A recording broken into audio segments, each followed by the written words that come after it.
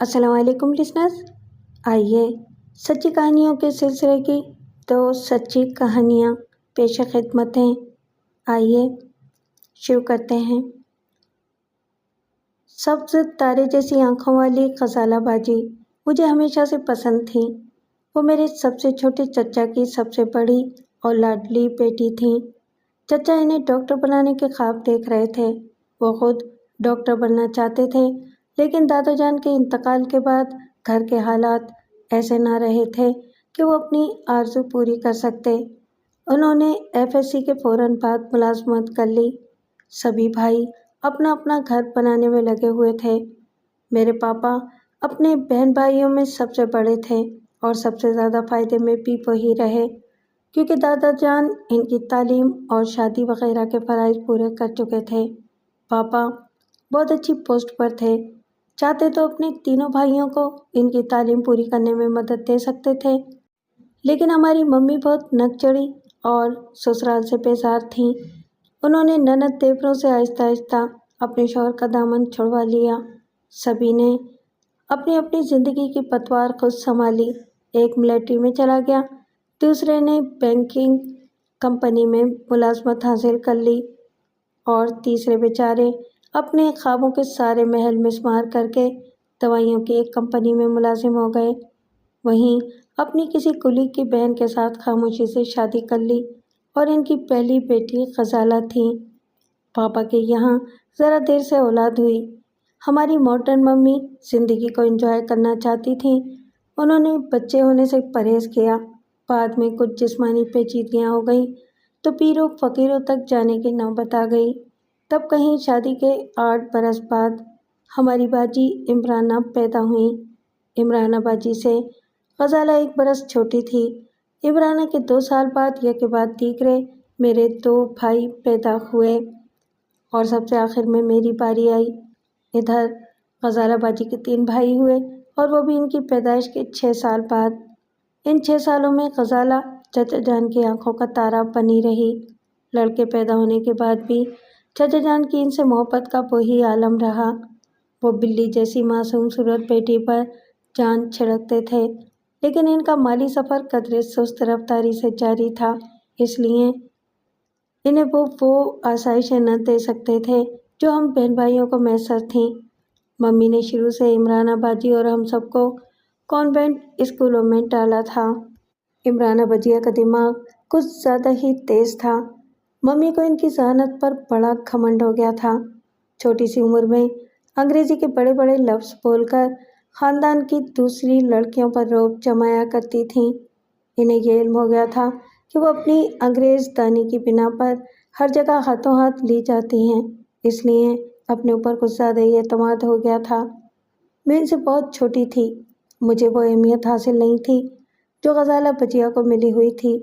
شاید اسی وجہ سے مجھے عمرانہ باجی قطعی اچھی نہیں لگتی تھیں۔ ان کے مقابلے میں غزالہ باجی کو میں دل و جان سے پسند کرتی تھی۔ وہ بڑی سادہ طبیعت کی بھولی بھالی سی لڑکی تھیں۔ جسے پسند کرنا ہوتا تھا اسے روح کے ساتھ قبول کرتی تھیں، بناوٹ نام کو نہیں تھی۔ جب وہ خوش ہوتی تھیں تو ان کی سبز تارے جیسی آنکھوں میں چلملاہٹ سی ہونے لگتی تھی، اور پرخلوص لوگوں کی سب سے بڑی پہچان ہے کہ جذباتی لمحات میں ان کی آنکھیں شبنمی سی ہو جاتی ہیں۔ مجھے ان کا پھول لہجہ اچھا لگتا تھا، چمیلی جیسے نرم ہاتھ پسند تھے، سرخ لبوں کا وہ ابھار اچھا لگتا تھا جو مسکراہٹ کے ساتھ ننھا سا بھنور بنا دیتا تھا، سرنگار چہرے کی وہ دمک اچھی لگتی تھی جو ذرا سی شوخی پر کچھ اور بڑھ جاتی۔ غزالہ اسی لیے مجھے اچھی بلکہ بہت ہی اچھی لگتی تھیں کہ انہیں میں نے کبھی بھی اپنی خوبصورتی پر اتراتے یا گھمنڈ کرتے نہیں دیکھا، بلکہ میرا خیال ہے کہ وہ اس سے کسی حد تک بے خبر تھیں۔ جبکہ میری باجی، اللہ توبہ، اتنا غرور تھا انہیں کہ کچھ مت پوچھو۔ بلا شبہ حسن انہیں بھی ملا تھا، مگر ان کی شخصیت میں تتلیوں والی بے چینی بھری ہوئی تھی۔ لہجہ لہجہ ان کا مزاج بدلتا رہتا تھا۔ ابھی پیار کی نرم فروات برسائی جا رہی ہے تو دوسرے ہی لمحے وہ انگارے اگلنے لگتی تھیں۔ ممی نے انہیں کچھ زیادہ ہی سر چڑھا لیا تھا۔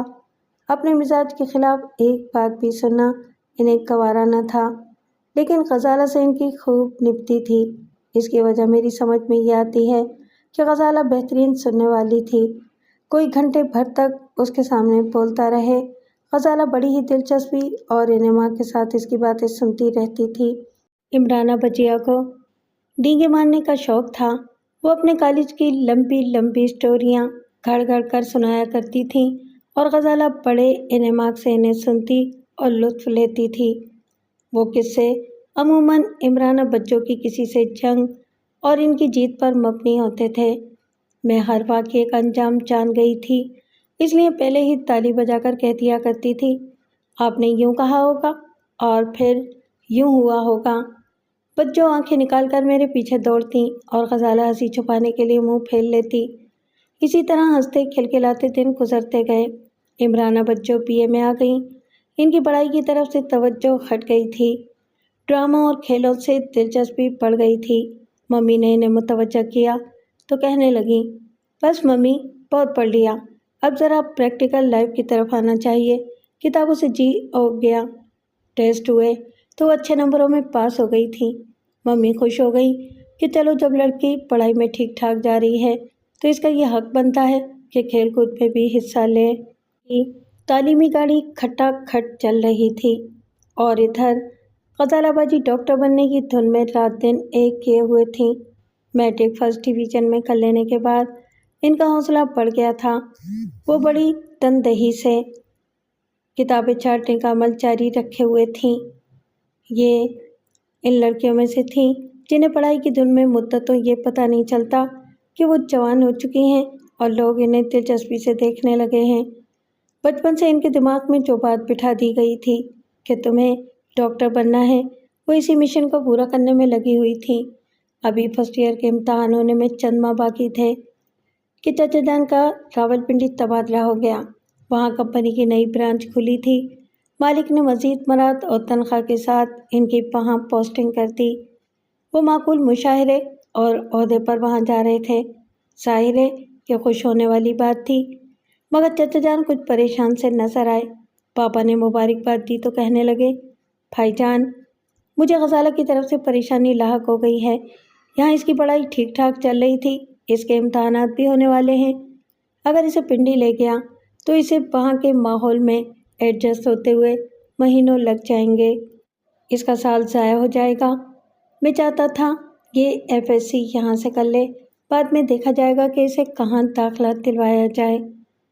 پاپا کہنے لگے، یہ کون سا پرابلم ہے، تم غزالہ کو ہمارے ہاں چھوڑ جاؤ، سال بھر کی تو بات ہے، پڑھائی میں عمرانہ اس کی مدد کرا دے گی، دونوں کی خاصی دوستی ہے، اچھا ہے اس بہانے وہ نالائق بھی اپنی بکس دیکھ لیا کرے گی۔ اس کی ماں کو اس کی پڑھائی کی طرف سے بڑی فکر ہو گئی ہے۔ چچا کے چہرے پر رونق آ گئی، کہنے لگے، بھائی جان، آپ نے واقعی میرا بہت بڑا مسئلہ حل کر دیا، اب میں وہاں سکون سے کام کر سکوں گا۔ اس خبر سے سب سے زیادہ خوشی مجھے ہوئی۔ میری ممی غزالہ کو پسند کرتی تھیں۔ عمرانہ بچوں نے بڑی خوش دلی کا اظہار کیا۔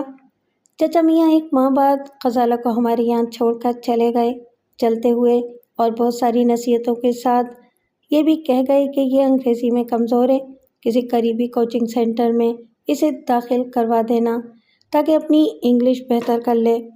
ممی نے غزالہ کا حقیقتاً خاصا خیال رکھا۔ ان کے مزاج میں مہمان اور وہ بھی سسرالی مہمان کو توجہ دینا شامل نہیں تھا، مگر میں نے کہا نا، غزالہ بڑی بھولی اور معصوم سی لڑکی تھی، کسی کے ذرا سے دکھ پر بے چین ہو جاتی تھی، سب خوش ہوتے تو چہکنے لگتی تھی۔ اس کی طبیعت میں غضب کا ایثار تھا۔ ممی جو اپنی لاڈلی کے نخرے اٹھا اٹھا کر بور ہو چکی تھیں، غزالہ کو سر آنکھوں پر بٹھانے لگیں، اسے خود لے کر کوچنگ سینٹر گئیں۔ راشد بھائی کو ہدایت کی کہ بہن کو کوچنگ سینٹر چھوڑنے اور لینے جایا کرے۔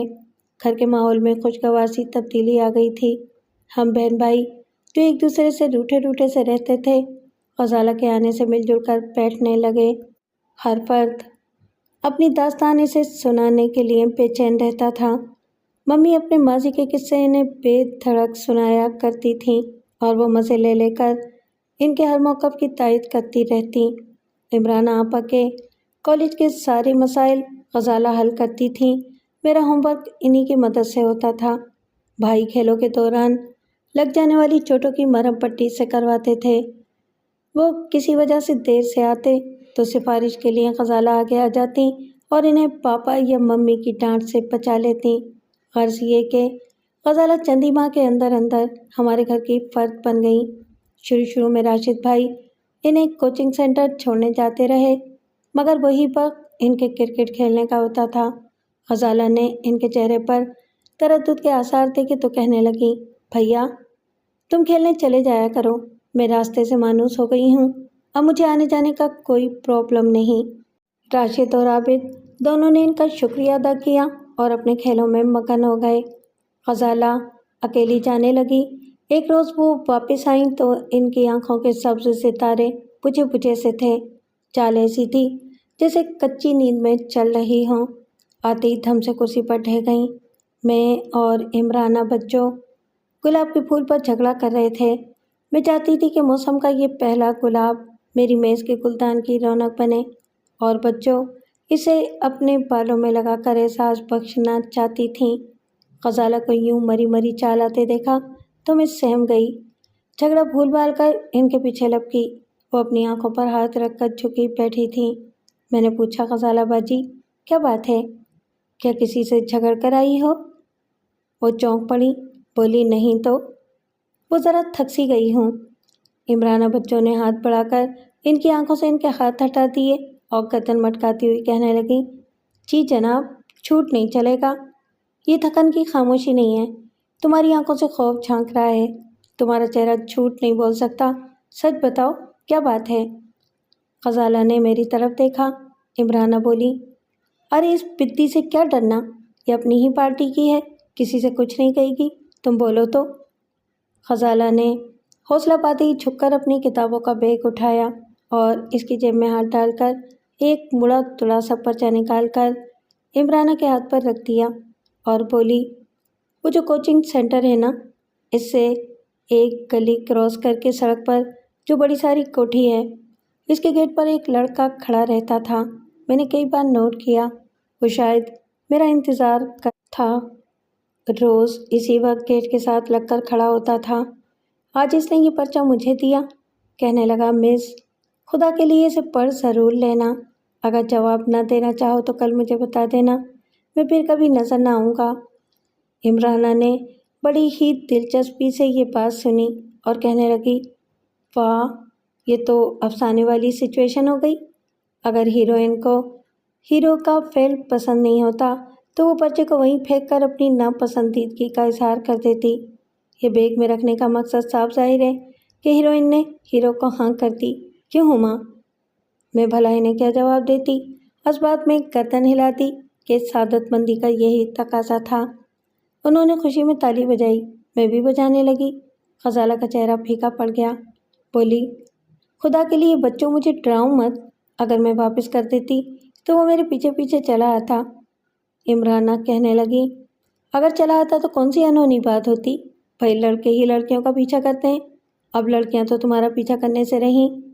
اور پھر بی بی چھوئی موئی، یہ لجانا ڈرنا چھوڑ دو، اپنے آپ کو نوجوان لڑکی سمجھو، اچھی صورت ہو تو لڑکے ایسی حرکتیں کرتے ہی ہیں، تمہیں اچھا لگے تو اس سے تعلقات بڑھا لینا، شادی ہو جائے گی، یہ پڑھائی وڑھائی کے چکر میں ساری صحت تباہ ہو جائے گی۔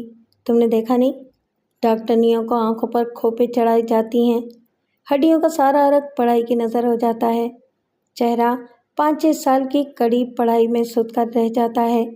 پگلی لڑکی کی جوانی کے یہی سال ہوتے ہیں، باقی زمانہ تو عقل کے حوالے سے گزرتا ہے، دل کی ماننے والی زندگی تو بس یہی چند برسوں کی ہے۔ لا میں پڑھ دوں اس نے کیا لکھا ہے، اگر لڑکا اچھا ہے تو اسے پٹا، کامیاب ہو گئی تو اچھا شوہر مل جائے گا، ناکام ہو گئی تو بڑھاپے میں یہ یادیں مزے دیں گی، کچھ بڑھاپے کے لیے ہی جمع کر لے۔ غزالہ چپ چاپ عمرانہ بچوں کا لیکچر سن رہی تھی۔ اس پر تھوڑا بہت اثر ہوتے دیکھ کر عمرانہ بچوں نے خط کھول لیا، کہنے لگی، بھائی یہ پرائیویٹ خط ہے، تم اجازت دو گی تو پڑھوں گی وگرنہ نہیں۔ غزالہ کہنے لگی، بچوں مجھ سے تو پڑھا بھی نہیں جائے گا، آپ انگلش پڑھ لیتی ہیں، میری انگلش اتنی اچھی کہاں، خط تو انگریزی میں لکھا ہوا ہے۔ بچوں نے بڑے نماز سے خط کا ایک ایک لفظ چنا اور کہنے لگیں، یہ تو کسی شیکسپیئر کا لکھا ہوا لگتا ہے، بڑی گاڑی انگریزی جھاڑی ہے، بڑی موٹی موٹی کتابوں کے مکالمے چرائے ہوئے ہیں، لکھا ہے کہ میں روزانہ تمہارے راستے پر کھڑا تمہیں دیکھتا رہتا ہوں، میں تم سے پیار کرنے لگا ہوں، اگر تم اجازت دو تو تمہیں پرپوز کرنے کی کوشش کروں، ابھی میں بھی اسٹوڈنٹ ہوں اور تم بھی طالبہ ہو، مگر میری پڑھائی ختم ہونے میں صرف 1 سال ہے، تم اپنے متعلق بھی کچھ بتاؤ، میں تم سے ملنے ملانے کا اصرار نہیں کروں گا، مگر یہ آرزو ضرور ہے کہ ہم تم دونوں مولسری کے پیڑوں تلے ایک دوسرے کے ہاتھ میں ہاتھ ڈال کر مسکراتے ہوئے چلتے رہیں، فقط تمہارا عاطف۔ خط سنانے کے بعد ایک گہرا رومانوی سا سناٹا ہم تینوں کے درمیان چھا گیا۔ مجھے شروع سے پوئٹری سے گہری دلچسپی تھی، یہ خط مجھے اچھا لگا۔ عمرانہ بچوں نے یہ سکوت توڑا اور کہنے لگی، لڑکا اچھا دکھائی دیتا ہے، جس کوٹھی کے سامنے کھڑا رہتا ہے وہ ظاہر ہے اسی کی ہوگی، کیسی ہے وہ کوٹھی؟ غزالہ کہنے لگی، بچوں میں نے کبھی غور سے لڑکے کو دیکھا نہ کوٹھی کو، ویسے وہ خاصی وسیع لگتی ہے۔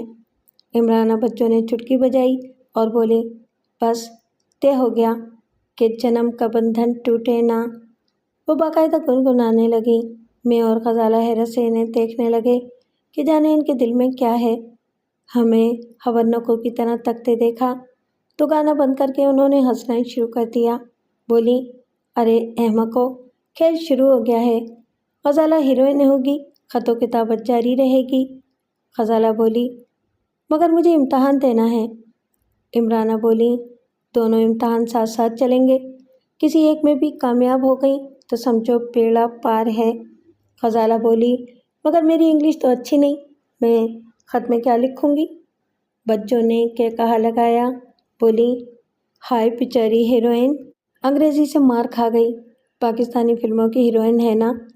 خیر، یہ پرابلم ماں بدولت حل کر دیں گے، جواب میں لکھ دیا کروں گی، مگر شرط یہ ہے کہ خط یہاں آ کر کھولا کرنا، کبھی مارے اشتہار کے راستے میں ہی ہچے کرنے کھڑی ہو جاؤ۔ ہم ہنسنے لگے۔ بچوں نے جھٹ پین اور کاغذ لے کر جواب کی تیاری شروع کر دی۔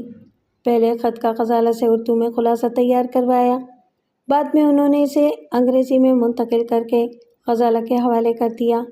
خط معطل لفافے میں بند کر کے غزالہ کو دیا تھا۔ بیچاری غزالہ پر وقت آن پڑا تھا، مگر بچوں کا حکم تھا کہ لڑکا خط سے نکلنے نہ پائے۔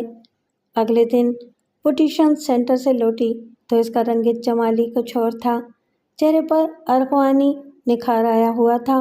شام کے سرمئی دھندلکے میں اس کی آنکھوں کے سبز ستارے ٹم ٹم روشنی سے پھیلا رہے تھے۔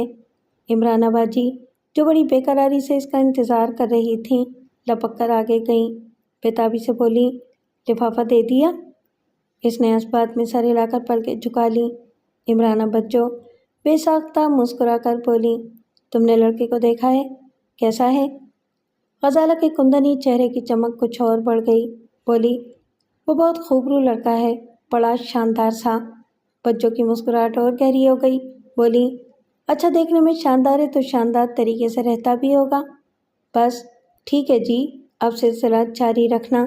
اور سلسلہ جاری ہو گیا۔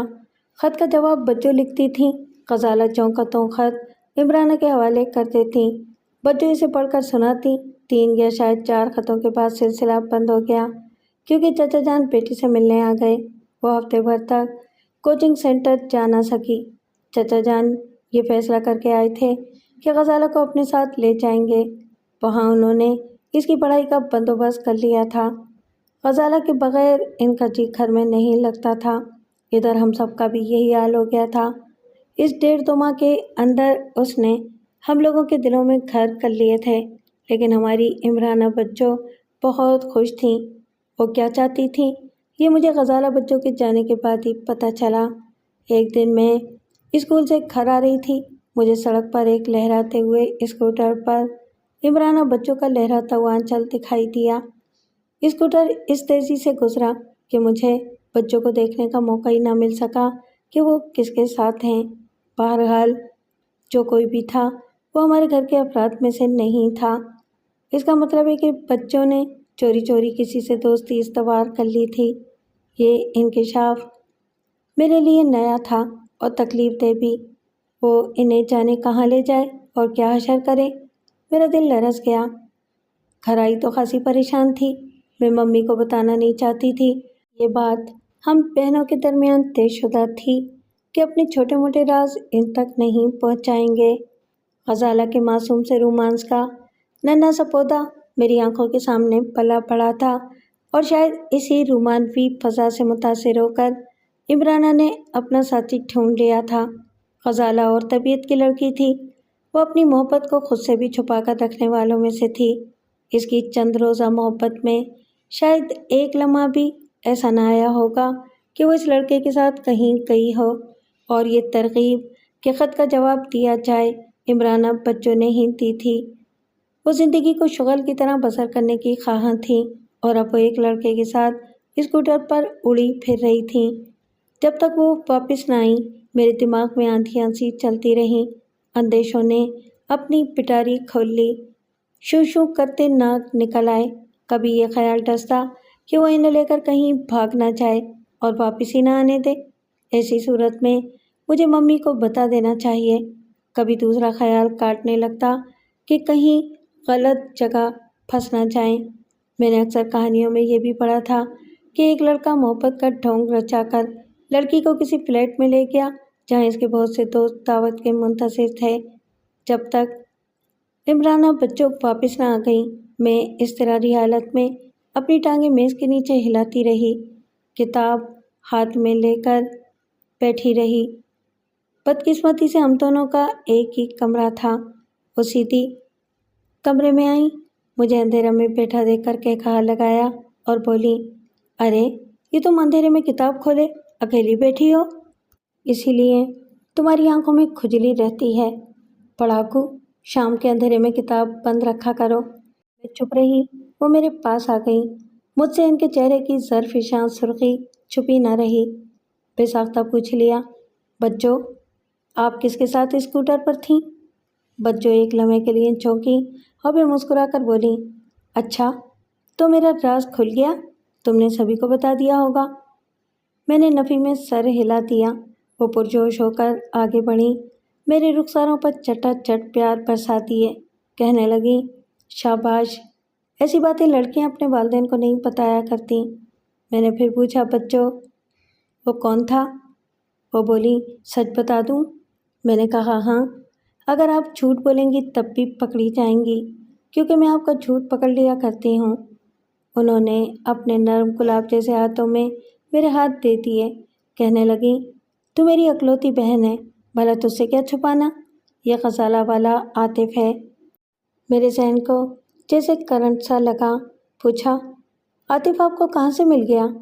بچوں ہنستے ہوئے بولی، بھائی دیکھو، وہ کانوینٹ میں پڑا ہوا امیر طبقے کا لڑکا ہے، اس کے پاس اسکوٹر ہے، اس کے باپ کا بہت بڑا بزنس ہے، وہ اس سال اپنی تعلیم ختم کر کے اپنے والد کے بزنس میں شریک ہو جائے گا اور پھر اگلے برس اس کی شادی کر دی جائے گی۔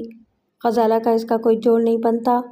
غزالہ اردو میڈیم لڑکی ہے، ڈاکٹری کرنا چاہتی ہے۔ ڈاکٹری کے لیے پورے 6-7 سال چاہیے، اور اگر بی بی جی فیل ہو گئیں تو یہ مدت اور بڑھ سکتی ہے۔ اسے میڈیکل کالج میں اس جیسے اور پڑھاکو ڈاکٹر مل جائیں گے، جبکہ میرا ارادہ اس سال تعلیم ختم کر دینے کا ہے۔ مجھے آگے پڑھ کے کرنا بھی کیا ہے؟ یوں بھی ممی پاپا میری شادی کے خواب دیکھنے لگے ہیں۔ اگر اپنا پسند کا ساتھی مل جائے تو پھر کیا برائی ہے؟ پتہ ہے، عاطف کی کوٹھی پورے 4 کینال کی ہے، ایسی سفید شاندار گاڑی ہے۔ وہ کہتا ہے کہ شادی کے بعد وہ بھی گاڑی خرید لے گا۔ فی الوقت والدین نے اسے اسکوٹر دے رکھا ہے۔ کہتا ہے گاڑی اپنی بیوی کی پسند سے لوں گا، اور بیوی ظاہر ہے آپ بننا چاہتی ہیں، مگر یہ لڑکا فراڈ ہے۔ پہلے غزالہ کو الو بنایا، پھر آپ کو بنا رہا ہے۔ آپ کو یہ ملا کہاں سے؟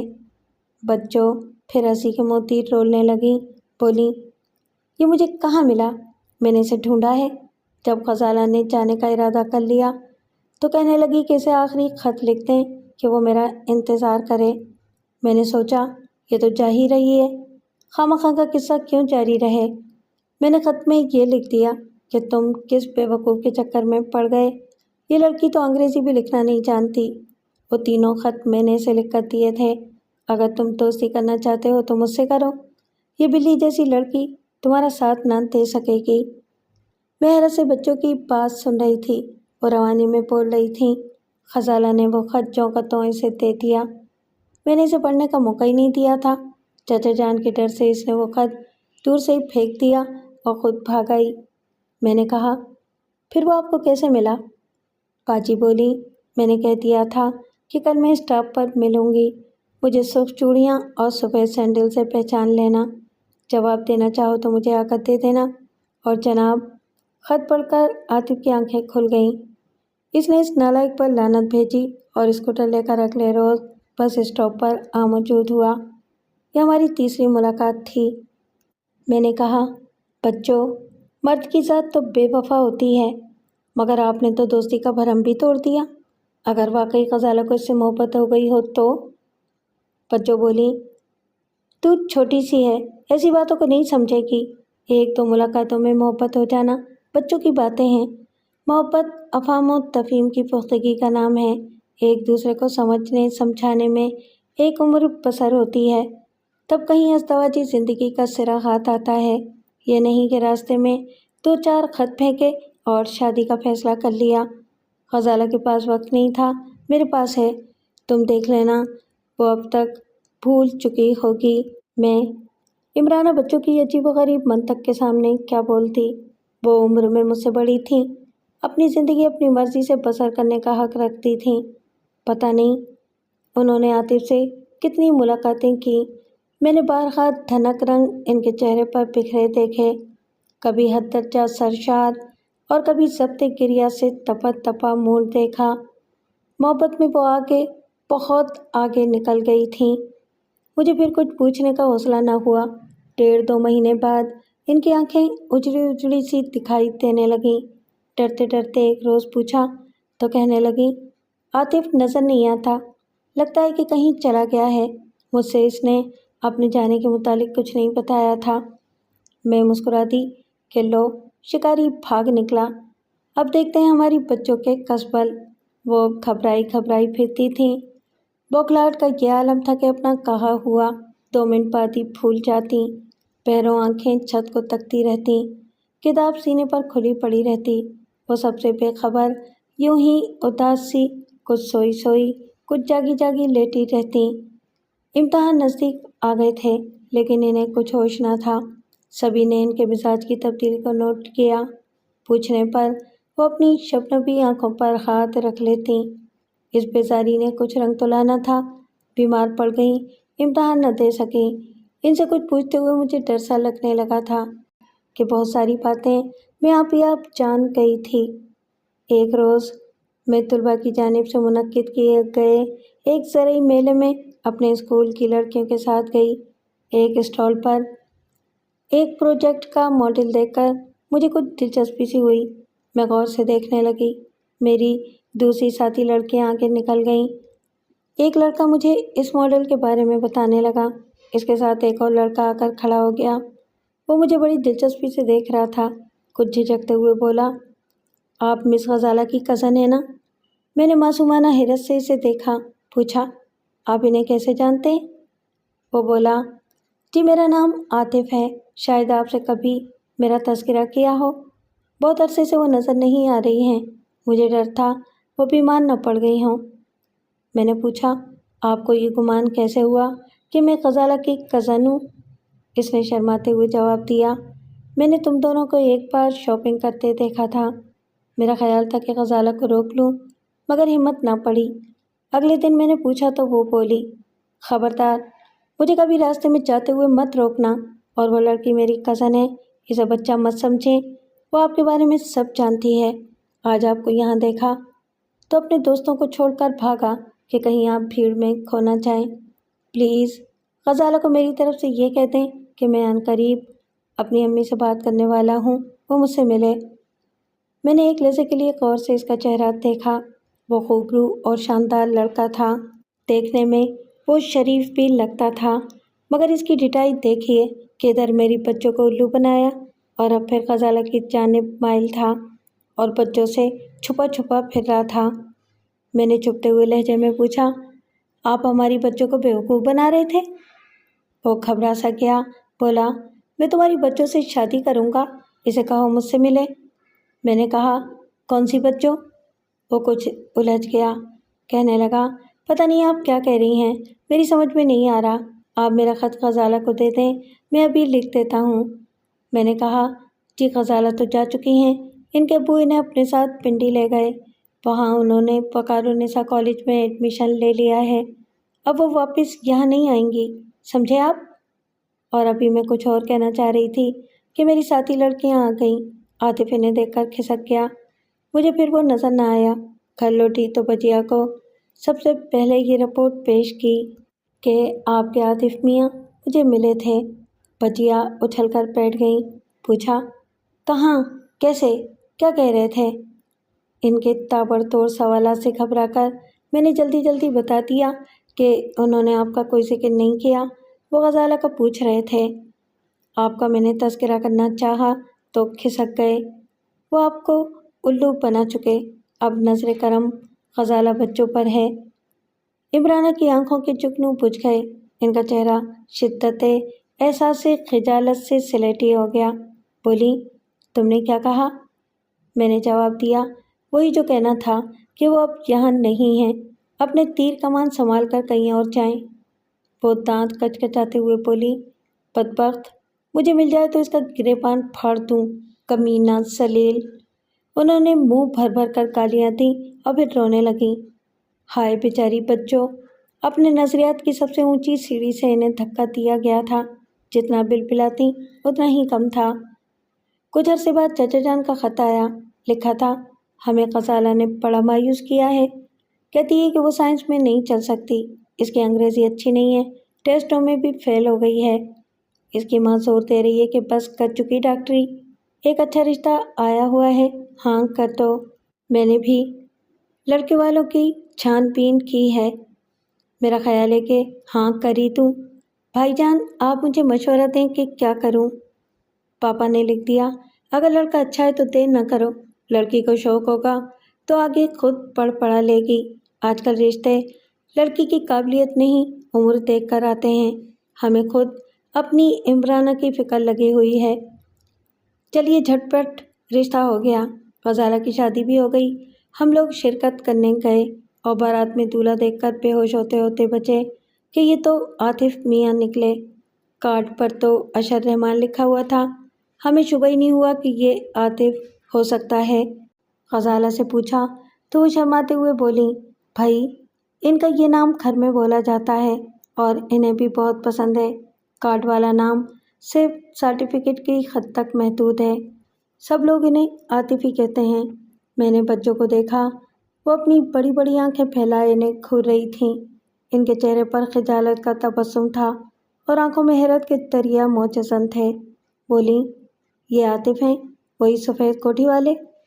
غزالہ بولی، ہاں بچوں یہ وہی ہیں، میلے میں انہیں ہما ملی تھی، اس نے بتا دیا کہ میں پنڈی میں وقار النساء میں پڑھ رہی ہوں۔ اگلے ہی روز پنڈی آ گئے، گیٹ پر کھڑے ہو گئے، انہوں نے ہی مجھے مجبور کیا کہ پڑھائی چھوڑ دوں۔ بچوں جو ابھی تک آنکھیں پھاڑ پھاڑ کر عاطف کو دیکھ رہی تھیں بولی، یہ عاطف ہے؟ تو وہ ان کے ساتھ ایک اسکوٹر والا دبلا پتلا سا لڑکا ہوتا تھا، وہ کون ہے؟ عاطف نے اپنا صحرا اتار کر ایک طرف رکھ دیا اور غور سے عمرانہ باجی کو دیکھتے ہوئے بولا، آپ انور کی بات تو نہیں کر رہی ہیں؟ انور نے ہی میرا پہلا خط ان کے نام لکھا تھا۔ یہ بیگم صاحبہ چہرے سے بڑی پڑاکو لگ رہی تھیں۔ انور نے مشورہ دیا کہ لڑکی کچھ قابل لگتی ہے، اسے انگریزی میں خط لکھو۔ میری انگلش زیادہ اچھی نہیں تھی۔ انور انگریزی ناولیں اور انگریزی فلمیں دیکھ دیکھ کر خوب ڈائیلاگ وغیرہ لکھ لیتا تھا۔ اسی نے خط لکھا، کہہ رہا تھا، ایک دو خط تو لکھنے ہیں، پھر تو ملاقاتیں شروع ہو جائیں گی۔ یہاں 3 ہی خط بھیجے تھے کہ میدان یہ چھوڑ کے بھاگ گئیں۔ ہم نے بھی آخر ڈھونڈ ہی نکالا، ہما کا مشکور ہوں، یہ نہ ملتی تو شاید میں ابھی مجنوں بنا لیلا لیلا کر رہا ہوتا۔ بچوں بولی، وہ انور کہاں گیا؟ وہ بولے، اس بدبخت نے مجھے غزالہ کا آخری خط نہیں دیا۔ جیسے ہی غزالہ خط پھینک کر بھاگی، اس نے جھپٹ کر اٹھا لیا۔ میں اسے مورل سپورٹ کے لیے ساتھ ہی رکھتا تھا۔ وہ گیٹ کے سامنے والی مہندی کی باڑ کے پیچھے چھپ کر بیٹھتا تھا کہ کہیں ابو وغیرہ نہ آ جائیں۔ اس نے آخری خط جھپٹ لیا، مجھے نہیں دیا۔ کہنے لگا کہ اس خط میں ایک پخ کا ذکر ہے، وہ بھی تم سے ملنا چاہتی ہے۔ پوچھنے لگا، اگر تم اجازت دو تو پخ سے میں مل لوں؟ میں نے کہا، میری اجازت ہے۔ اب تو وہ اپنے ماموں کے پیسے چرا کر سعودی عرب بھاگ گیا ہے، وہاں کسی جرم میں پکڑا گیا ہے اور آج کل جیل میں ہوگا۔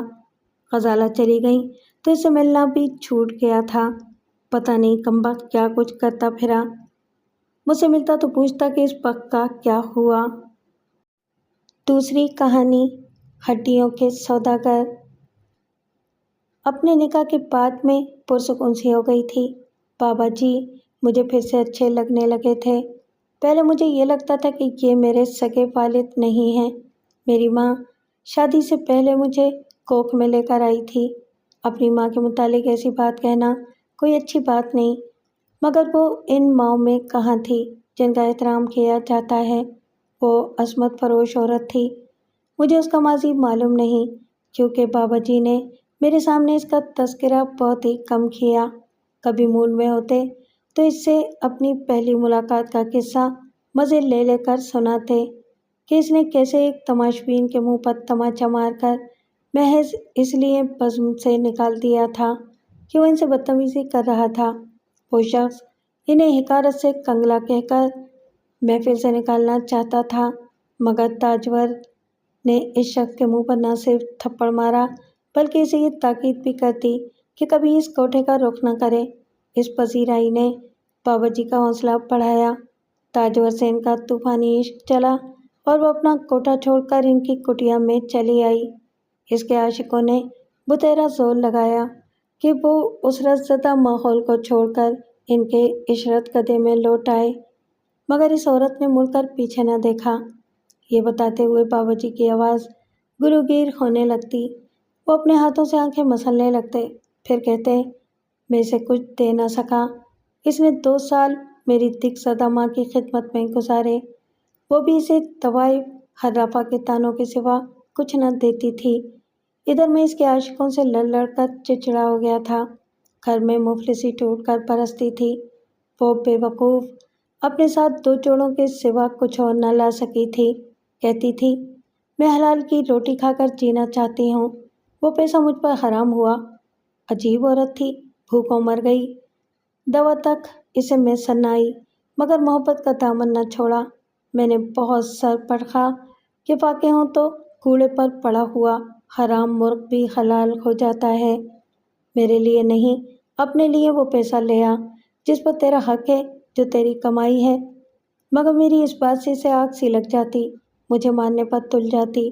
گھر میں جھگڑا ہوتا، میں خوب مارتا، جتنا پٹتی اتنا ہی مجھ سے لپٹنے لگتی۔ عجیب پاگل عورت تھی۔ انہی جھگڑوں میں تو پیدا ہو گئی۔ تجھے 6 مہینے کا چھوڑ کر وہ سارے جھنجھٹوں سے آزاد ہو گئی۔ تب کہیں جا کر اس کے عاشقوں نے اس کا پیچھا چھوڑا۔ یہ دنیا عورت کے لیے بڑی تنگ جگہ ہے۔ ایک خوش رنگ تتلی کو چمن میں آزادانہ اڑتا دیکھ کر مرد لوگ اپنے اپنے ایکٹ سنبھال کر سنگدل بچوں کی طرح اس کے پیچھے دوڑ پڑتے ہیں۔ کسی کی بدتمیزی اس نازک تتلی کا پر توڑ دیتی ہے، کوئی اپنی چٹکی سے اس کے رنگ اتار دیتا ہے، کسی کا تشدد اس کے ننھے ننھے اعضاء توڑ پھینکتا ہے۔ وہ اپنی بقا کے لیے پھر بھی جنگ کرتی رہتی ہے، مگر جب تک وہ دکھائی دیتی رہتی ہے، ہوس پرست مرد اس کا پیچھا نہیں چھوڑتے۔ تیری ماں کے ساتھ بھی یہی ہوا۔ اس نے ایک آدھ فلم میں چھوٹا موٹا رول ادا کیا تھا۔ اسکرین پر اسے مہکتا چہکتا دیکھ کر فلم ساز دیوانے ہو گئے۔ انہوں نے اسے سلو لائٹ کی دنیا میں قید کرنا چاہا، لیکن میری وجہ سے وہ اپنے سارے شغل چھوڑ کر میری دنیا میں آ گئی، اور یہاں غریبی کے جراثیم نے اسے چوس لیا۔ آخری دنوں میں تو پہچانی بھی نہیں جاتی تھی کہ وہی تاجور ہے جس کے لیے ایک دنیا دیوانی تھی۔ اسے مٹی کی چادر اڑاتے وقت میں نے یہ عہد کیا تھا کہ سب سے پہلے اپنی غربت کے خلاف جہاد کروں گا، جس نے میری بوڑھی ماں اور پھر میری چاند جیسی بیوی کو اپنا لقمہ بنا لیا۔ میں نے بہت کوشش کی، बड़े एक हाथ पांव मारे। शुक्र है कि इतना मुमकिन हुआ कि तेरी परवरिश मैंने शाहाना अंदाज से कर दी, लेकिन जिंदा रहने के लिए सिर्फ इतना ही काफ़ी नहीं होता। गाड़ी, बंगले, कीमती पोशाकें जब तक पास न हो, ये ज़माना कदर ही नहीं करता। मैं तुझे इतना ऊंचा ले जाऊंगा कि सब तुझे झुककर सलाम करेंगे। अपने बाबाजी की ये बातें मुझे रट गई थीं। मुझे अमीर बनना है, ऊंचा जाना है। कैसे? ये नुस्खा इसने मुझे 9 साल की उम्र में बताया। मुझे कंधे पर बिठाए थिएटर स्टेज की सैर कराता, घर आकर मुझसे कहता कि फलां किरदार की नकल उतार कर दिखाओ। अगर मैं अच्छी नकल उतारती तो मुझे बर्फ़ी इनाम में मिलती। बर्फ़ी मेरी पसंदीदा मिठाई थी। इस कमज़ोरी को बाबा खूब समझता था। मेरी फ़न अदाकारी की बुनियाद बर्फ़ी के सफ़ेद टुकड़े पर रखी गई थी। इस मीठे शौक़ ने नाचना गाना सिखाया। गला कुछ ज़्यादा अच्छा नहीं था, वरना बाबा बचपन से ही मेरे गले की कमाई खाने लगता। स्टेज के छोटे मोटे किरदार मिलने लगे, लोग बाग दाद देने लगे, मगर अभी मेरा वजूद खुश रंग तितली के रूप में नहीं ढला था। मैं प्योपा की सूरत में इधर से उधर लुढ़कती फिरा करती। जवान तवज्जो नहीं देते थे और छोटों की सफ़ में गिना नहीं जाता था। बाबा इस ज़माने में बड़ा परेशान रहता था। इसे मेरे जल्दी से बड़े होने का बड़ा इंतज़ार था। वो कहता था, जैसे ही तू बड़ी होगी हम बड़े लोग हो जाएंगे। हम दोनों एक मकसद के तहत काम करेंगे। शादी ब्याह के लिए एक उम्र पड़ी है, पहले हमें ऊंचे लोगों में खुद को तस्लीम कराना है। अल्लाह अल्लाह करके इसका इंतज़ार ख़त्म हो गया। मुझे स्टेज पर मरकज़ी किरदार मिलने लगे। मेरे तबस्सुम को नज़ाकत, तकल्लुम को फुसूं, तन को ताबानी और निगाह को मेहर व मोहब्बत के इशारे की तालीम दी जाने लगी। चेहरा मासूम था, अदाएँ सजने लगीं, जुल्फ़ें घनेरी थीं। कद ज़्यादा रफ्तार न पकड़ सका, इसे बूटे का नाम देकर शर्फ़ कबूलियत की सनद दे दी गई। मेरा बाबा बहुत खुश था। उसके सूखे चमरक चेहरे पर हर वक्त मुस्कुराहट दिखाई देने लगी। उसकी बेटी खुश रंग तितली बनती जा रही थी। वो चाहता था कि मैं इसकी इनायत का शुक्रिया अदा करूं और हर तरफ नाचती कूदती दिखाई दूं। लेकिन मेरे अंदर मेरी माँ की रूह छुपी हुई थी। वो अपने पेशे से मुतनफ़्फ़र थी। जाने किन हालात का शिकार होकर उसने मेरे बाबा जैसे झड़ूस और कंगले आदमी का हाथ थामा था, जबकि सुनते हैं वो खुद चांदनी का फूल थी। मुझे माँ जैसा रूप और माँ जैसी रूह मिली थी। बाप पर कुछ भी ना किया था। तभी तो सोचती थी कि जाने ये मेरा सगा बाप है भी या नहीं। कोई बाप बेटी को ये कैसे कह सकता है कि बेटी तुझे कभी खुश रंग गुलदस्ता बनना है और नक्शे सरबस्ता अपनी जुल्फ़ों को यूं रखा कर कि संवर जाएं तो आफत, बिखर जाएं तो बलाए खाक बन जाएं। मुस्कुराने की अदा ऐसी हो कि तेरी मौजे तबस्सुम लोगों को अपने साथ बहा कर ले जाए। इनकी नसीहतों का पिटारा हर वक्त खुला रहता था। जब तक मैं छोटी थी, मासूमाना हैरत से इनकी बातें सुना करती थी। जब अकल ने पाँव पाँव चलना सीखा तो ये इंकिशाफ हुआ कि हर लड़की का बाप ऐसी बातें नहीं करता। ये सिर्फ मेरे बाबा हैं जो लड़की को ज़र की मशीन बनाने के लिए ऐसी बातें सिखा रहे हैं। रूह में पहली बार बगावत सी पैदा हुई, मगर बाबा का मुझ पर ज़बरदस्त खौफ तारी था। वो हाथ उठाने से भी नहीं चूकते थे। मुझे कठपुतली की तरह अपनी उंगलियों के अनदेखे धागों से बांध रखा था और मैं इनके इशारों पर नाचती थी। एक दफ़ा मुझे टाइफाइड हो गया। वो मुझे इलाज के लिए लाहौर ले आए। बड़ा शहर, बड़े लोग, बड़ा स्टेज, हर सिमत अदाकारी अदाकार दिखाई देते थे। ये और बात है कि सब स्टेज पर काम नहीं करते थे, मगर अपनी अपनी जगह सभी अदाकारी कर रहे थे। असल कौन, नकली कौन, ये पहचान मुश्किल थी। मुझे बाबा ने अस्पताल में दाखिल करवा दिया। यहाँ लाने का मकसद इनका वही था कि छोटी जगह से कमाई हुई शोहरत को बड़े शहर में कैश कराएं। इनकी किस्मत अच्छी थी। जिस वार्ड में मुझे रखा गया था, इसके साथ वाले पार्ट में एक रेडियो प्रोड्यूसर का कमरा था। बाबा ने इससे जान पहचान बढ़ाकर मेरा मोहरा आगे बढ़ा दिया। मेरा पहला ड्रामा इसी बीमारी के दौरान रिकॉर्ड हुआ। इस दर के खुलते ही बाबा की ईद हो गई। وہ میرا ہاتھ تھام کر ہولے ہولے آگے بڑھتے گئے۔ میں اسٹیج اداکارہ سے ریڈیو اداکارہ، پھر فلم اداکارہ بن گئی۔ یہ مسافت طے ہو گئی تو بابا کی آرزو پوری ہو گئی کہ بنگلہ ہو، گاڑی ہو، قیمتی پوشاک اور لذیذ غذا ہو، مگر حافظ کا پیٹ کبھی نہیں بھرتا۔ ان کی بھوک اور بڑھ گئی، مگر میرے حوصلے نے جواب دے دیا۔ ان راستوں پر میری روح کے ساتھ بہت برا سلوک ہوا تھا۔ بظاہر میں غنچے کی طرح چٹکی ہوئی دکھائی دیتی تھی، مگر نظر سے خواب کے رشتے ٹوٹتے جا رہے تھے۔ دل میرا بے جان، بدن اکیلا ساتھی تھا جو اب بھی ایک گھر کے نام پر دھڑک اٹھتا تھا۔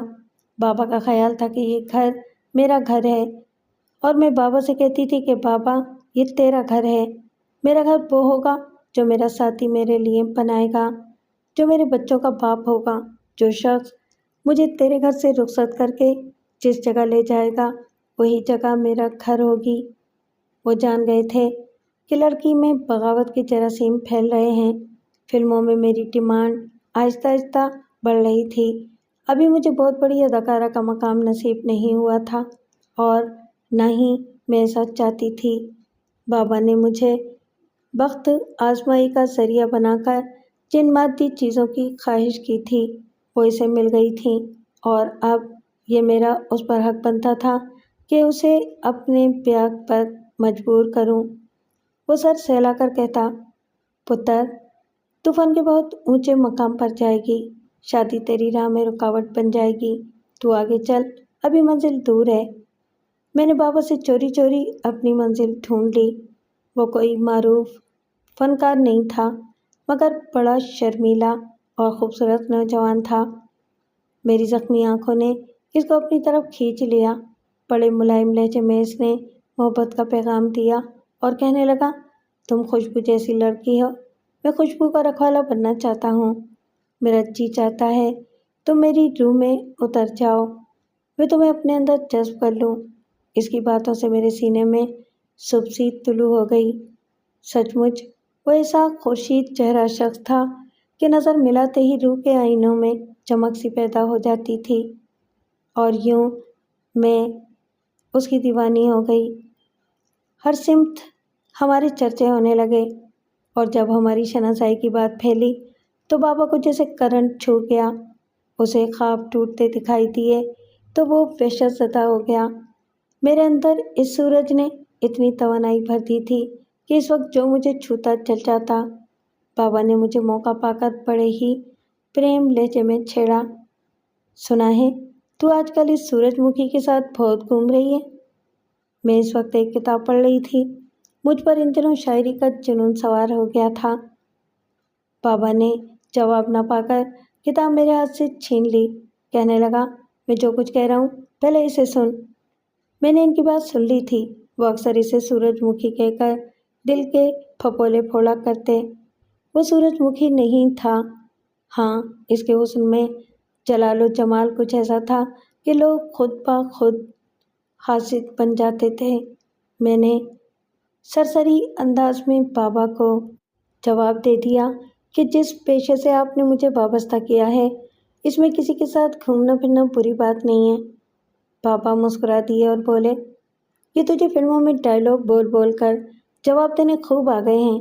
میں جو پوچھ رہا ہوں اس کا صحیح جواب دے، کیا وہ تجھ سے شادی کرے گا؟ میں نے مسکراہٹ دبا لی اور بڑے نارمل انداز سے کہا، ہاں کر لے گا، اگر محبت ہو گئی ہوگی تو ضرور کر لے گا۔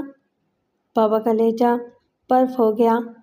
بولے، وہ تجھ سے جھوٹ بول رہا ہے، تو نے دیکھا نہیں وہ کتنے بڑے گھرانے کا فرد ہے؟ اس کے باہر جانے کی خبریں بھی عام ہیں، باہر سے اسے بڑی آفر ملی ہوئی ہے، وہ تجھے روتا بلکتا چھوڑ کر چلا جائے گا۔ کیا تجھے اس نے یہ سب بتایا ہے؟ اب میرے حیران ہونے کی پاری تھی۔ پہلے میں اسے بابا کی کوئی چال سمجھی۔ اگلے دن میں نے اس سے پوچھا تو وہ کچھ پریشان سا ہو گیا، کہنے لگا، دیکھو جانا، کچھ بزنس سیکریٹس ہوتے ہیں جن کا قبل از وقت بتانا اچھا ثابت نہیں ہوتا۔ تم مجھ پر بھروسہ کرو، مجھے یہاں کی انڈسٹری سے کوئی دلچسپی نہیں ہے، یہاں رہوں یا کہیں چلا جاؤں، بہرحال تمہیں ساتھ رکھوں گا۔ تم عورت ہو اور عورت کو صرف رفاقت کی باتیں سوچنا چاہیے، لہٰذا آئندہ تم مجھ سے ایسے معاملات پر بحث مت کرنا۔ میں نے پہلی دفعہ اسے اتنا تلخ دیکھا تھا۔ دل بجھ گیا۔ چپکے تصدیق کی، بات 16 نے سچ نکلی۔ اگر وہ مخلص تھا تو پھر مجھ سے اپنے معاملات کیوں چھپا رہا تھا؟ اس کا مطلب یہ ہوا کہ وہ مسلسل پچھلے 4 ماہ سے مجھے بیوقوف بنا رہا تھا۔ درد کا قاتل نشتر رگوں پہ میں اترتا چلا گیا۔ رونا آیا تو شوٹنگ ملتوی کر کے گھر آ گئی۔ آنسوؤں کی تیز دھار سے کٹ کر خواب گر گئے۔ بابا مجھے روتے دیکھتا رہا۔ جب بے حال ہونے لگی تو صرف تسلی بخشنے آ گیا۔ مجھے اس وقت وہ اتنا لالچی اور بے حمیت لگا کہ میں نے ہاتھ چھٹک دیا اور چٹان لہجے میں بولی، بابا اب میں فلموں میں کام نہیں کروں گی۔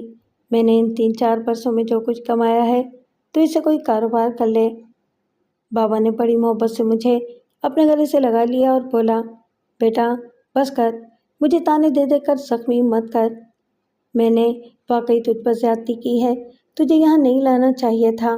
وہیں کسی سے تیری شادی ہو جاتی تو آج تو اپنے بال بچوں کے ساتھ سکھ کی زندگی گزار رہی ہوتی۔ یہ بات مجھے دیر سے سمجھ میں آئی۔ دراصل تیری ماں محبت کو سب کچھ سمجھ کر آ گئی اور خون تھوکتی مر گئی۔ میں نے سوچا کہ یہ محبت سراسر بکواس ہے۔ جب تک محبت کے پودے کو زر کا پانی نہ دیا جائے اس میں سنہری پھول نہیں کھلتے۔ میں اپنی دوسری سوچ میں غلط ثابت ہوا۔ تجھے زر کے پانی سے سینچا، بڑی ہوئی تو ہر شے تیرے قدموں تلے آ گئی، مگر تیرے فن کا کمل کملانے لگا۔ میں اسے مرجھانے نہ دوں گا۔ یہ جو فلمی دنیا کے مرد ہیں نا، سارے کے سارے نکلی ہوتے ہیں، کاغذی پھولوں جیسے۔ میں تیری شادی اپنی برادری کے لڑکے سے کروں گا۔ تجھے سلیمان یاد ہے؟ میرے لہو میں موج سی اٹھی۔ سلیمان مجھے یاد تھا۔ یہ میرے بچپن کا واحد ساتھی تھا۔ بابا کی دور کے رشتہ داروں میں سے تھا۔ بہت محبت والا لڑکا تھا، مجھ پر جان چھڑکتا تھا۔ بابا اس سے میری دوستی کو اچھی نظر سے نہیں دیکھتے تھے۔ وہ مجھے زمانے کی نظروں سے چھپا کر پال رہے تھے، مگر سلیمان میرے متعلق رتی رتی خبر رکھتا تھا۔ مجھ سے پوچھا کرتا تھا، کل تو کہاں گئی تھی؟ تو ناچا مت کر، لوگ تیرے بابا کو گالیاں دیتے ہیں کہ لڑکی کو برے راستوں پر چلانا چاہتا ہے۔ میں سلیمان کی ساری باتیں بابا کو بتا دیتی۔ بابا نے اسے گھر آنے سے منع کر دیا۔ وہ پھر بھی مجھ سے ملتا رہتا تھا۔ ایک بار بابا نے اس کی پٹائی بھی کی تھی۔ مجھے اس کے پٹنے کا بہت افسوس ہوا تھا۔ بابا سے میں بہت لڑی بھی تھی۔ اس وقت میں صرف 11 سال کی تھی اور اب سلیمان سے بچھڑے 12-13 سال بیت چکے تھے۔ بابا کی زبان سے اتنے عرصے بعد سلیمان کا نام سنا تو لہو میں تھر تھراہٹ سی ہونے لگی۔ بابا میرا چہرہ غور سے پڑھ رہے تھے، کھل اٹھے، کہنے لگے، وہ آج بھی تیرے نام کی مالا جپتا ہے۔ اس کا باپ میرے پاس آیا تھا، کہہ رہا تھا کہ ہماری حیثیتوں میں بہت فرق ہو گیا ہے، مگر سلیمان کی ضد پر میں تمہارے سامنے ہاتھ پھیلانے آیا ہوں۔ وہ تیری بیٹی سے پیار کرتا ہے۔ سچا پریم دنیا کی سب سے بڑی نعمت ہے، اس کی قدر کرنی چاہیے۔ بابا کچھ دیر کے لیے رک گئے۔ میں ان کی پوری بات سننے کے لیے بے چین تھی۔ بولے، بتا چندا، اگر میں نے اس کا رشتہ قبول کر لیا تو کیا غلط کیا؟ امارت کا فرق مٹانا ہمارے لیے مشکل نہیں، اس کی بھی میں نے ترکیب سوچی ہے۔ اپنا کچھ پیسہ دے کر اس سے کاروبار کروا لیں گے۔ جب ہماری اور اس کی حیثیت مٹ جائے گی تو تیری رخصتی کر دیں گے۔ ان 1-2 سالوں میں تو بھی کچھ کر ڈالے گی، 1-2 اچھی فلمیں مل گئیں تو ایوارڈ بھی مل جائے گا۔ بابا کی بات میرے دل کو بھا گئی۔ میرے اندر جو دہقانی عورت چھپی ہوئی تھی، اسے سلیمان کا ساتھ اچھا لگا۔ وہ مجھے اتنا جانتا تھا جتنا کہ میں خود بھی نہ جانتی تھی۔ بابا کہنے لگے، دیکھو بچہ، ابھی اس خبر کا چرچا نہ ہونے پائے، ورنہ فلم ساز اپنے قدم کسی دوسری جانب بڑھا لیں گے۔ شادی کی خبر پرستار مردوں پر بجلی بن کر گرتی ہے۔ فی الوقت ہمیں یہ نکاح چھپائے رکھنا ہوگا۔ 1-2 سال بعد جب تو فلمی دنیا چھوڑنے لگے گی پھر اعلان کر دیں گے۔ میں شاید اتنی جلدی یہ فیصلہ نہ کرتی، لیکن اگلے ہی روز سورج کے چلے جانے کی خبر ملی۔ وہ مجھ سے ملے بغیر باہر چلا گیا تھا۔ اس کے جانے سے دل میں اندھیرا ضرور ہوا، مگر سلیمان کی محبت کا ننھا سا دیا لو دے رہا تھا۔ میں خودکشی سے باز رہی۔ بابا نے خاموشی سے سلیمان کو بلوایا، اپنے چند بااعتماد دوستوں کو مدعو کیا اور بڑی رازداری سے میرا نکاح سلیمان سے کر دیا۔ دل کی خراشوں میں جلن سی ہوئی، مگر مجھے بھی اپنا معیار وفا بدلنا پڑا۔ خالی خلی باتیں تو زندگی نہیں بدلتی، اس کے لیے بعمل بھی ہونا ضروری ہوتا ہے۔ سورج کو اپنا کیریئر مجھ سے زیادہ عزیز تھا، مجھے بھی اپنا مستقبل اس سے زیادہ پیارا سمجھنا ضروری ہو گیا۔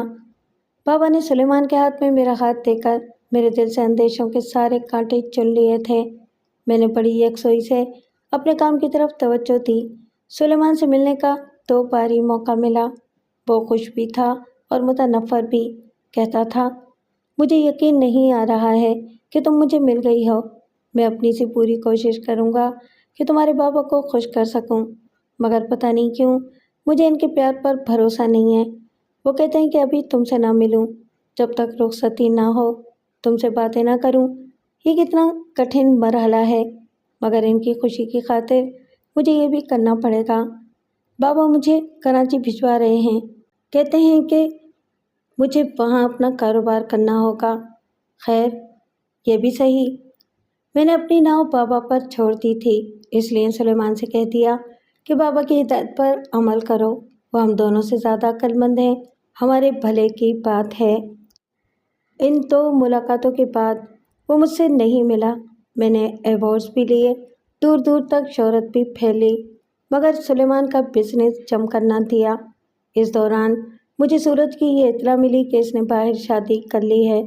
اس کے کزن مصطفیٰ نے مجھے یہ خبر سنائی، کہنے لگا، آپ نے اس کے ساتھ بڑی زیادتی کی۔ اس نے مجھے خط لکھا ہے کہ چندہ نے میرے کسی خط کا جواب نہیں دیا۔ میں ہنگامی حالات میں یہاں آیا تھا، اسے مل نہ سکا۔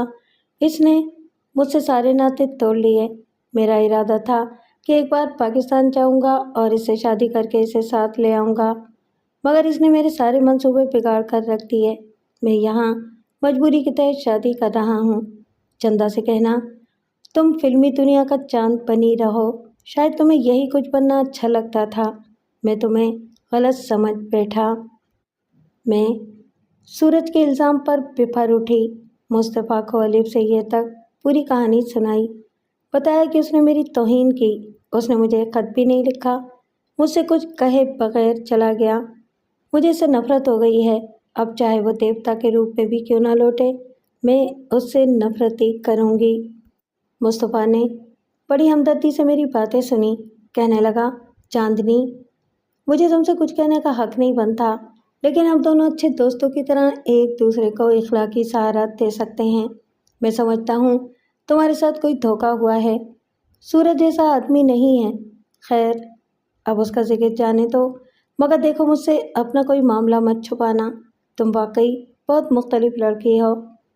مصطفیٰ نے یہ بات مجھے بتائی تھی کہ تمہارا لالچی باپ جو کچھ تمہیں بنانا چاہتا ہے، اسے تم ذہنی طور پر قبول نہیں کر پاؤ گی۔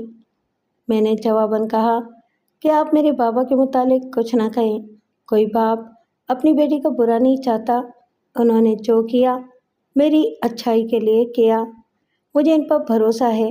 آپ کے خلوص کا شکریہ، میں آپ کی ہمیشہ عزت کرتی رہوں گی۔ اس واقعے کے بعد مصطفیٰ سے میری اچھی دوستی ہو گئی۔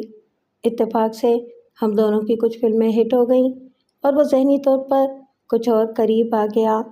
وقت اور آگے سرکا، مگر حالات جوں کے توں رہے۔ میں بابا سے پوچھتی، بابا اگر سلیمان کا کاروبار نہیں جم رہا تو اسے بلوا لیں، میں تھک چکی ہوں، میرے اس کے نکاح کو 5 سال ہو گئے، میں جتنی ترقی کر سکتی تھی کر چکی، بس اب تھک چکی، اگر آپ اسے نہیں بلائیں گے تو میں خود اس کے پاس چلی جاؤں گی، میں کوئی بچی نہیں رہی ہوں کہ لوگ مجھ پر انگلیاں اٹھائیں۔ بابا کا ایک ہی جواب تھا کہ سلیمان ابھی خود کو تیرے لائق نہیں سمجھ رہا، میرا خیال ہے کہ 1-2 سال اور لگ جائیں گے، پھر نکاح کے بندھن کچے تھوڑی ہوتے ہیں، وہ اسی بندھن کو اور مضبوط کرنے کے لیے دن رات محنت کر رہا ہے۔ انتظار انتظار، یہ سلسلہ تو ختم ہوتا ہی نظر نہیں آ رہا تھا۔ ایک دن مصطفیٰ کہنے لگا، تم آخر کس کا انتظار کر رہی ہو؟ مجھے بتاؤ، میں ڈھونڈ لاؤں گا۔ پتہ نہیں میں کس موڈ میں تھی، اسے بتا ڈالا کہ میرا نکاح 5 سال پہلے میرے عزیزوں میں ہو چکا ہے۔ رخصتی کی شرط یہ تھی کہ اس کا بزنس سیٹ ہو جائے۔ اب یہ عالم ہے کہ جانے اس کا وہ کون سا کاروبار ہے جو جم ہی نہیں پاتا۔ بابا اس سے ملنے بھی نہیں دیتے، کہتے ہیں کہ اخباری رپورٹر سائی کی طرح تمہارے ساتھ رہتے ہیں، اگر خبر لگ گئی تو پبلک کے سامنے تمہارا امیج خراب ہوگا۔ میں بہت تھک گئی ہوں، میرے بہت سارے سال ضائع ہو چکے، اب مجھے تمہاری مدد درکار ہے۔ پلیز اپنے طور پر سلیمان کو تلاش کرو، میں اس کی مالی اعانت کروں گی، اس کا بزنس سیٹ کرا دوں گی، مگر اب بہت ہو چکی۔ مصطفیٰ نے حیرت سے یہ سب سنا اور کہنے لگا، بے وقوف، یہ بات مجھے پہلے بتانا تھی۔ میں سوچتا تھا کہ شاید سورج کی وجہ سے تمہیں دنیا کے سب مردوں سے نفرت ہو گئی ہے۔ میں کسی کو خبر کیے بغیر ساری اطلاعات لے آؤں گا، اور جو اطلاعات ملی وہ بھی سن لیں۔ پہلے تو سلیمان ملا ہی نہیں، وہ پلاسٹک کا بزنس کر رہا تھا، صرف اچھا نہیں بلکہ اچھا خاصا بزنس پھیلا لیا تھا۔ مصطفیٰ نے بڑی کاوشوں کے بعد اس کا سراغ لگایا، اس سے ملا، اس کو اعتماد میں لے کر بات کی۔ بید کھلا کہ جس روز میرا نکاح ہوا تھا، اس کے 1 روز بعد بابا جی نے اس سے ایک معاہدے پر دستخط کروا کر طلاق نامہ لے لیا تھا۔ معاہدہ یہ تھا کہ وہ اس طلاق کے عوض اسے 25,000 دیں گے، 5,000 رازداری کے مزید ملیں گے، اور وہ سمجھدار آدمی اس راز کی حفاظت کے لیے میری نظروں سے چھپا چھپا پھر رہا تھا۔ میری زندگی کے چمچماتے ہوئے 5 برس اس نے 30,000 کے 7 ہضم کر ڈالے۔ وہ میرے بچپن کا ساتھی، میرا ہم نوا تھا، میرے ناچنے گانے پر اپنے سینے میں جو آتش غم جلا لیا کرتا تھا، اس نے مجھے 30,000 کے بدلے میرے اپنے باپ کے ہاتھ بیچ دیا اور خود روپوش ہو گیا۔ یہ تو مصطفیٰ کی کوشش تھی کہ اس نے طلاق نامے کے کاغذات سلیمان سے حاصل کیے اور میرے سامنے لاپ گئے کہ لو، یہ ہے تمہارا بابا اور یہ ہے تمہارا نام نہاد شوہر، اور تم اس بات پر بھی یقین کر لو کہ سورج نے تمہیں خط لکھے تھے، تمہارے بابا نے وہ تم تک پہنچنے نہیں دیے، یہ ہیں تمہارے رکھوالے، بولو اب کیا کہو گی؟ کہنے سننے کے لیے کچھ نہیں بچا تھا۔ میں نے وہی کیا جو ایک ڈوبتے شخص کو کرنا چاہیے تھا۔ مصطفیٰ نے ہاتھ بڑھایا۔ میں جانتی تھی کہ شادی شدہ ہے، مجھے یہ بھی معلوم تھا کہ جانے مجھے خوشیاں دے سکے گا یا نہیں، مگر میں نے اس کا ہاتھ مضبوطی سے تھام لیا اور اپنے نام نہاد رشتہ داروں کے گروپ سے نکل آئی کہ کچھ دن اور ان کے حصار میں رہتی تو شاید میری ہڈیاں بھی یہ بیچ کھاتے۔